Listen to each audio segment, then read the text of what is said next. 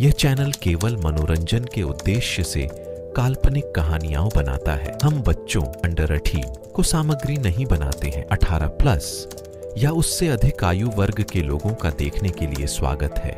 सुनील अनीता से बहुत ही बुरा व्यवहार करता था। तभी अनीता मन में सोचती है, इनको 2 महीने से देख रही हूँ, क्या हो गया है इनको, मुझसे हमेशा चिल्लाकर बात करते हैं। चलो छोड़ो, काम का भी तो प्रभाव पड़ सकता है, अनीता मन को तसल्ली देते हुए खुद से कहती है। तभी अनीता की देवरानी सेजल उसको आवाज देती है, दीदी कहाँ गई आप, थोड़ा किचन में रोटी सेक दीजिए तो, मैं कुछ काम कर रही हूँ। हाँ ठीक है सेजल। अनीता बहुत ही भोली और सिंपल स्वभाव की महिला थी, परंतु सेजल अनीता की बिल्कुल विपरीत थी। सेजल आजकल की मॉडर्न जमाने की महिला थी। तभी सेजल, मैंने तुमसे कितनी बार कहा है कि तुम ज्यादा फोन यूज मत किया करो और अपनी फोटो सोशल मीडिया पर अपलोड मत किया करो। तुम्हें मेरी बात समझ क्यों नहीं आती है? क्या होता है, तो आजकल की सभी महिलाएं सोशल मीडिया पर बहुत ही ज्यादा एक्टिव रहती हैं। वे लोग तो सोफिया जैसे हरकतें करके लाइक और व्यूज ला रहे हैं, मैं तो सिर्फ फोटो ही अपलोड करती हूँ। फोटोज भी अपलोड करना बंद कर दो तुम, वरना मुझसे बुरा कोई नहीं होगा। सोशल मीडिया उन लोगों के लिए है जिनके पास टैलेंट हो। तुम इन सब से दूर ही रहो। तुम्हें ये जितना अच्छा लगता है उतना खतरनाक भी है, समझी तुम। अब मैं चलता हूँ, तुम्हारे चक्कर में आज ऑफिस के लिए भी लेट हो गया। अनुज के इतना समझाने के बावजूद भी सेजल दिन भर फोन में ही घुसी रहती। जब भी अनुज काम करके घर वापस आता तो भी वह फोन में ही लगी रहती। धीरे धीरे अनुज ने भी उसे बोलना छोड़ दिया। सब रोज की तरह चल रहा था।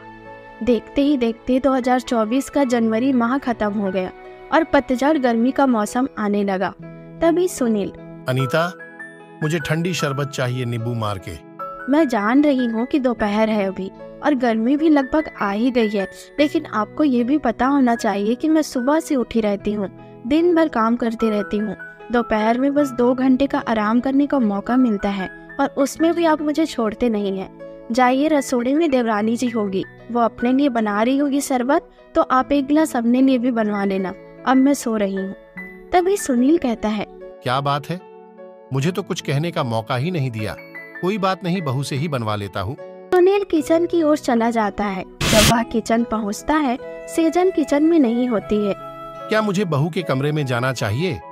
चला जाता हूँ, एक गिलास शरबत की ही तो बात है। वह सेजल के कमरे की तरफ आगे बढ़ता है। जैसे ही कमरे में पहुँचता है, वह अपने कमरे में नहीं रहती है। तभी उसे गुनगुनाने की आवाज सुनाई देती है। वह आवाज बाथरूम से आ रही थी।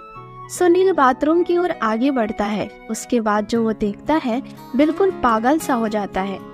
सेजल नहा रही होती है। सुनील चुपके से सेजल को नहाते देखते रहता है और स्टैचू की तरह खड़ा रहता है। जैसे ही सेजल नहाकर कपड़े पहनकर बाहर आने को होती है, सुनील वहाँ से भाग जाता है। वह सीधे अपने कमरे में जाता है और बैठकर लंबी सांस लेता है। अब सुनील सेजल के लिए पागल सा हो गया। एक रात सुनील छत में अकेले सिगरेट पीते रहता है और खुद से बातें करते रहता है। क्या लाजवाब फिगर है सेजल का, क्या दिखती है, कसम से हीरोइन से कम नहीं है। और कहाँ, मेरी बीवी साला देख के ही पूरा माइंड डिस्टर्ब हो जाता है। अब मुझे कैसे भी करके सेजल को अपनी ओर आकर्षित करना पड़ेगा। गर्मी का दिन था तो जल्दी से कोई सोता नहीं था। सब डिनर करके टीवी देख के टाइम पास करते रहते। थोड़ी ही देर में सुनील भी हॉल में आ जाता है और सारा परिवार टीवी देख रहा होता है, लेकिन सुनील अपने कमरे में जाकर सो जाता है। तभी सेजल, दीदी आज संडे है, क्यों ना हम कहीं बाहर पिकनिक मनाने जाए। गर्मी का मौसम है, किसी पानी वाले जगह पर जाएंगे तो मजा ही आ जाएगा। तभी अनीता कहती है, बात तो सही कह रही हो, लेकिन तुम्हारे जेठ जी को ऐसे बाहर घूमना पसंद नहीं है। अब क्यों चिंता करती हो, मैं हूं ना, मैं उनको जाने के लिए मना लूंगी। अभी कहाँ है जेठ जी, बताइए मुझे। तुम सच में उन्हें मना लोगी क्या? हाँ दीदी, अब सब मुझ पर छोड़ दीजिए। ठीक है, कोशिश करने में क्या जाता है, वो अभी कमरे में है, मैं गमले में पानी देकर आती हूँ। सेजल सुनील को मनाने जाती है। जेठ जी, आपसे एक दरख्वास्त करने आई हूँ, क्या आप मेरी दरख्वास्त पूरा करेंगे? सुनील सबसे पहले तो सेजल को ऐसे घूरता है जैसे उसने सेजल को पहली बार देखा हो। क्या हुआ, ऐसे क्या देख रहे हैं आप मुझे? हाँ हाँ, क्या बात है, कहो। जेठ जी, क्या आज आप पिकनिक जाना पसंद करेंगे? हाँ हाँ, क्यों नहीं। कहाँ जाना है बताओ। थैंक यू सो मच जेठ जी, चलिए तो फिर चलते हैं। अनुज और सेजल अपनी कार से जाते हैं और सुनील अनीता अपनी कार से। अनीता के मन में ये सवाल बहुत टाइम से खटक रहा था। सुनिए जी, आपको तो बाहर ऐसे घूमना पसंद नहीं है, लेकिन आप सेजल के कहने पर मान कैसे गए? किसने कहा तुम्हें कि मुझे बाहर घूमना पसंद नहीं है? मुझे तो गर्मियों के मौसम में बाहर ट्रैवल करना, पिकनिक में जाना, मजे करना बहुत पसंद है। अच्छा ठीक है। अनीता मन में, इन्हें अचानक क्या हो गया? पहले तो इन्हें घूमना बिल्कुल पसंद नहीं था। कोई बात नहीं, अब घूमने का मन हो गया होगा।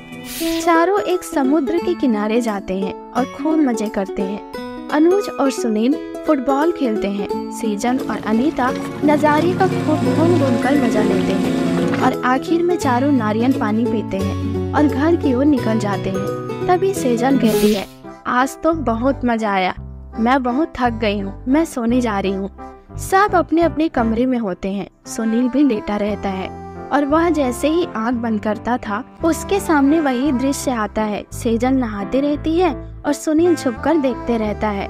वह दृश्य सुनील को न चैन से सोने देता, न चैन से जागने देता। वह पूरा परेशान हो गया था। वह रात को चुपके से सेजल और अनुज के कमरे में घुस जाता है और सेजल को छूने लगता है। सेजल और अनुज गहरी नींद में थे, इसलिए उनको कुछ पता नहीं चला और वह चुपचाप कमरे से बाहर आ गया। तभी सेजल मन में कहती है, अच्छा तो ये बात है, जेठ जी को मुझसे अट्रैक्शन हो गया है और उनको लग रहा है कि मुझे कुछ नहीं पता।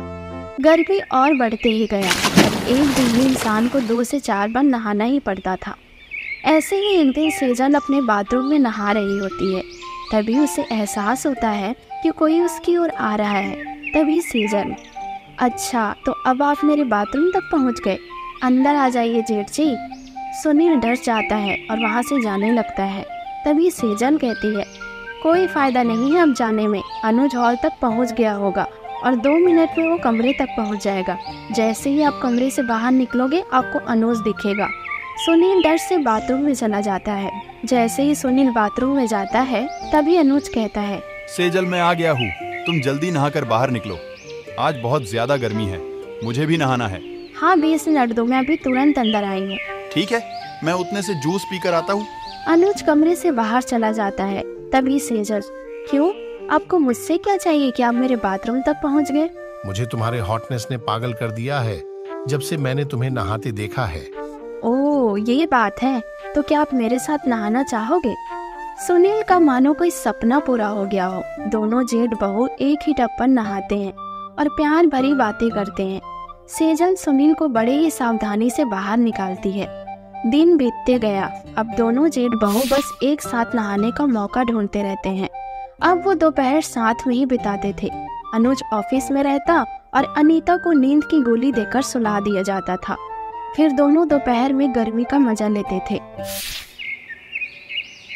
एक दिन अनीता की तबीयत अचानक खराब हो जाती है। उसने घर में किसी को कुछ नहीं कहा, परेशान हो जाएंगे करके, और वह अकेले ही डॉक्टर के पास चली गई। ट्रीटमेंट करने से पता चला, अनीता जी, आपको इतनी ज्यादा नींद की गोली नहीं लेनी चाहिए, इससे आपको हार्ट अटैक आने की भी संभावना हो सकती है, आपकी जान भी जा सकती है इसमें। पर मैं तो नींद की गोली नहीं लेती हूँ। क्या आप मुझे बता सकते हैं कि ये गोली मैंने कब और किस टाइम लिया है? आपने यह गोली पिछले 5 दिनों तक लगातार दोपहर में लिया है, यही 1:30 से 2 के बीच। अच्छा धन्यवाद डॉक्टर साहब। तभी अनीता मन में सोचती है, 1:30 से 2 के बीच तो मुझे सेजल शरबत देती है और पिछले 5 दिनों से वही मुझे शरबत दे रही है, तो क्या सेजल ही वो शख्स है जिसने मुझे नींद की गोली दी? लेकिन सेजल ऐसा क्यों करेगी? मुझे पता करना ही होगा, आखिर चल क्या रहा है। रात हो जाती है, सबके सब सोए रहते हैं।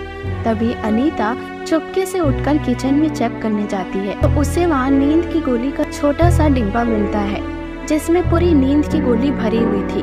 तभी अनीता सोचती है, आखिर सेजल ऐसा क्यों कर रही है, मुझे वो नींद की गोली क्यों दे रही है? कल दोपहर में पता लगा कर रहूंगी। आज तो कैसे भी करके पता लगाना है मुझे। देखते ही देखते कड़ाके की धूप आ जाती है और सेजल अनीता के कमरे में शरबत देने पहुंच जाती है। दीदी क्या आप बाथरूम में हो? हाँ मैं नहा रही हूँ, तुम शरबत रख दो सेजल, मैं पी लूँगी। ठीक है दीदी। सेजल अपने कमरे में चली जाती है और उसके पीछे पीछे सुनील भी उसके कमरे में चला जाता है। अनीता उस शरबत को नहीं पीती है और सेजल के कमरे की ओर बढ़ जाती है। वह सेजल के कमरे में जब जाती है तब वह वहाँ नहीं होती है। तभी उसे बाथरूम में फुसफुसाने की आवाज आती है। जब वह नजदीक जाकर देखती है तो वह हैरान हो जाती है। अपने पति और अपनी देवरानी को एक साथ नहाता देख वह वहाँ से दौड़ते हुए भागती है। उसे बहुत बुरा लगता है। वह अपने देवर को सारी सच्चाई बता देती है। उसका देवर तुरंत घर पहुँच जाता है। तभी अनीता कहती है, चलिए देवर जी देखिए कैसे दोनों बेशर्म की तरह एक साथ नहा रहे हैं। अनुज और अनीता कमरे में जाते हैं, फिर बाथरूम की तरफ जाते हैं। दोनों बाथरूम में घुस जाते हैं। अनीता और अनुज को देखकर दोनों जेठ बहू का डर से मुंह लाल हो जाता है। तभी अनुज कहता है, तुम दोनों को ये सब करते हुए शर्म नहीं आई सेजल? मानता हूं मैं कि तुम नए जमाने की औरत हो, लेकिन अपनी मर्यादा भूल जाना ये कौन सा संस्कार है? और भैया आप, अरे मैं तुमको भैया बोल ही क्यों रहा हूं? अब आपने भैया शब्द खो दिया है। इतनी बेशर्मी भरी पड़ी है आपके अंदर। इतने गिरे हुए इंसान हो, आप कम से कम भाभी को तो याद कर लेते ये सब करने से पहले। तभी सुनील कहता है, अनीता मुझे माफ कर दो, मुझसे गलती हो गई। अनुज भाई मुझे माफ कर दो।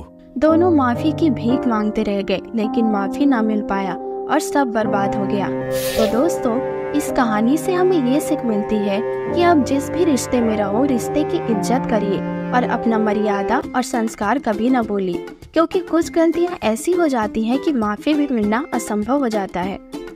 ऐसे ही रोमांटिक मोरल स्टोरी देखने के लिए हमारे चैनल को सब्सक्राइब करिए और बेल आइकन को प्रेस करिए। कहानी कैसा लगा कमेंट करके आप हमें जरूर बताएं और लाइक करना ना भूलें।